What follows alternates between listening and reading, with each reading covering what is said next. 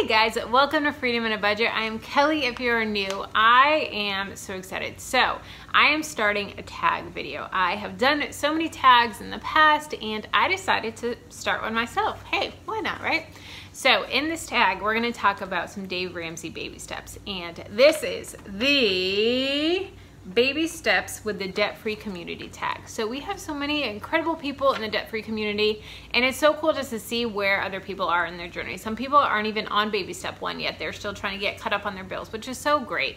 And then people are still saving their $1,000, paying off debt, doing their 3 to 6 month emergency fund, cash flowing college for their kids, paying off their house early, and on some are on baby step 7. So it's just so cool to see where everyone is in the baby steps and just to get motivated. I get motivated from people that are still on baby step 1 or 2 all the time. And it really just helps me to see where people are, see what strategies they're using, and just, it's incredible. So we're gonna answer some questions. I am tagging 3 of some of my favorite YouTubers. I love you all guys, but here are some of 3 that I'm just so excited to do it. So I will have the questions linked down below if you're doing this tag. And then as you go, link everyone else's video. So as you're doing more and as the tag progresses, link the video. So go back and search and, you know, put in Freedom and Budget and Budget Girls and Wendy Valencia's and Debt Kicking Mom, and to do that so that by the end, we'll have all the links of everyone's videos in your description box, which will just be so cool. So I am tagging Debt Kicking Mom, Wendy Valencia, and Budget Girl. So girls, I cannot wait to see your videos. It's gonna be so much fun. And again, the questions are down below. First question is, how did you originally hear about Dave Ramsey and what was your initial thoughts on him? So I grew up hearing about Dave Ramsey in just the church community, and he was just a money guy and didn't think anything of it.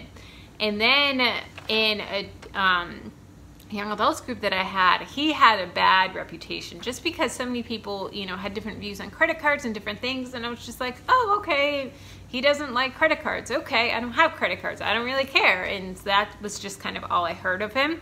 And then when we were wanting to cash flow our wedding, depending, someone actually gave us their FPU DVDs and their workbook and everything like that. And then I became obsessed with it. I watched all the videos, I did the whole workbook and started watching all these videos on YouTube. That's how I found the debt-free community, was from searching sinking funds because I didn't fully understand them. So I was watching like Chuck and Sky Scroggs, Gazelle Intense, Former Mrs. Jones, Budget Girl, their sinking fund videos, and really got a great understanding, and then just would spend hours and hours and hours watching these videos on YouTube.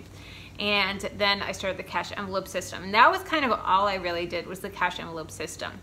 Then fast forwarding, you guys have heard my story, but then fast forwarding a year or 2, we wanted to get married, like hardcore, and we decided to cash flow the wedding. And so with that, we got super strict on a budget. I then decided to start my own YouTube channel just to keep me accountable and just to share everything that I learned. And it was so cool just to see how this community came together and just how we learned from each other. It's incredible. So that's how I found about Dave Ramsey. Number 2, what is the craziest financial advice someone ever gave you that you had to laugh or shrug off?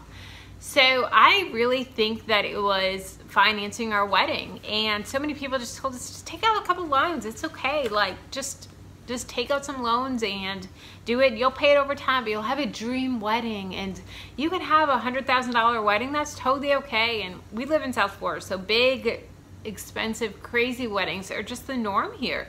And so many people have spent so many thousands of dollars. And I have a friend that her engagement ring is more than 2 of my cars are worth, and that's just normal here, living in South Florida, close to Miami, and just that lifestyle. So it was really just outside the norm for our culture to cash flow the wedding, and it was the best thing that we ever did. I remember leaving the reception. We actually left in a Maserati. We borrowed one of Jamie's friend's cars, again, South Florida money, and we were leaving in the Maserati to go to our not our reception, to go to our resort to start our honeymoon. I remember looking back at all the people waving and with the sprinklers and everything and thinking, we don't owe a penny. Like, we cash flow this. We have no debt. We have everything is ours. We walked away, you know, paying for this wedding and actually making some money after, well, not making with the amount that we paid, but, you know, we got some great gifts and this and that. And it was just incredible that we didn't owe anyone anything. We didn't have that stress on our shoulder of after we get back from the honeymoon, we have to start paying this off. Like we have money that we owe people. No, we didn't have that. It was incredible. We were able to start our lives together and start furnishing the apartment and buying all this great furniture and different things and just making this new apartment ours. It was so much fun and just such an incredible feeling. Number 3, what is the hardest place you've had to give up shopping or eating at? I think personally, like Target, Marshalls, TJ Maxx, those places, I really had to just get out of there, stop going in. And if I did go in, it was very intentional. I'm in, I'm out, I'm not browsing, because otherwise I would spend $100, $200 in there buying just all these cute little things on sale that didn't really need and didn't really use, but they were a great deal and they were on sale, so it was great, right? No, it's not a great deal if you buy a top that is on clearance for $10, but it doesn't fit you right and you don't feel comfortable and confident in it, so it just sits in your closet. That's $10 down the drain. Yeah, it may have been a $30 or $40 shirt and you got it for $10, but it's not really saving money if you don't wear it, right, guys? Yeah. So just having that mindset and just saying no to those places, which is such a game changer and just really, really helped push us along in our journey. And, you know, before when we were saving for the wedding and paying off debt and cash flowing it and then saving our 3 to 6 month emergency fund. And now we are saving for a car and saving for a building fund to build our dream house. It's cool to see where those little amounts of money, they really add up big. Number 4, what baby step are you on and how long have you been there? So we are actually on baby step 7. We are on the baby step of just building wealth and giving, which is so cool.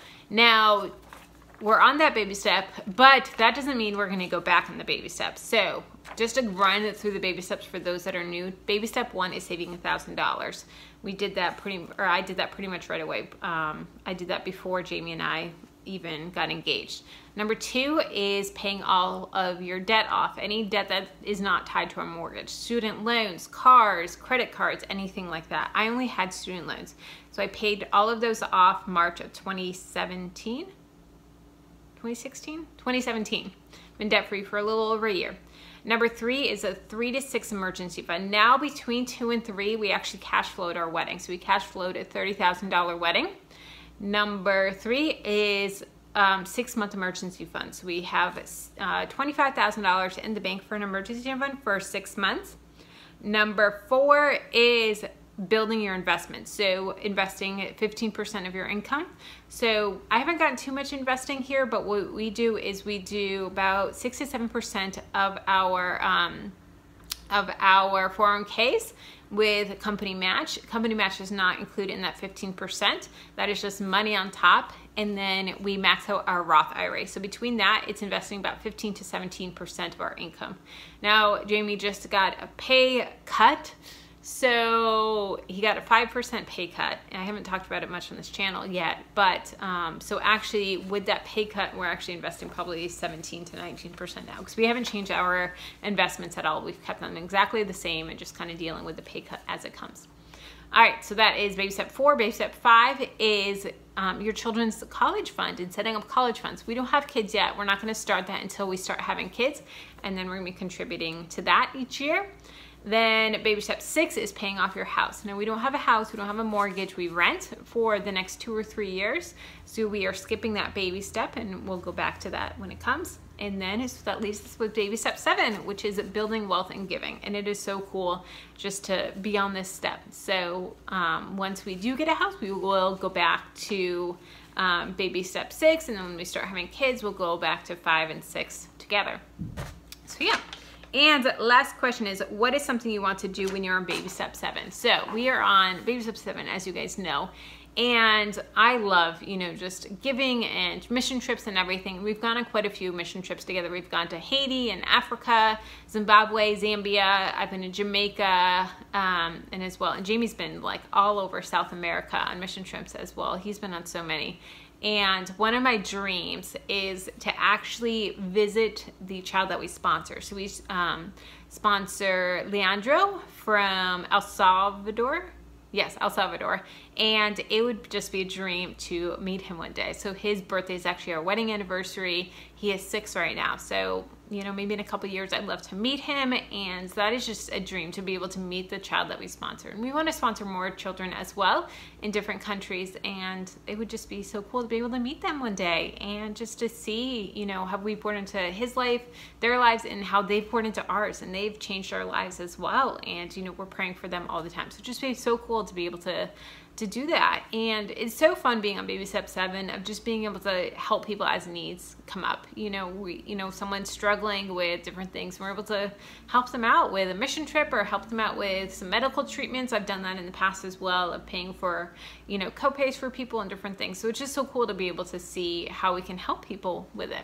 So that is the tag. Let me know if you want to do the tag. It'll be down below. And again, I'm tagging Wendy Valencia, Kickin' Mom, and Budget Girl. So go to their channels, let them know that I tagged them, and blow up their comments. Let them know that Kelly from Freedom in a Budget sent them. If you want to answer any of these questions, if you don't have a YouTube video, comment down below. I'd love to hear from you. I'd love to answer your questions, whether you want to answer just one or all of them. That would be so much fun. I would love, love, love to hear your responses to these questions. So I will talk to you guys later.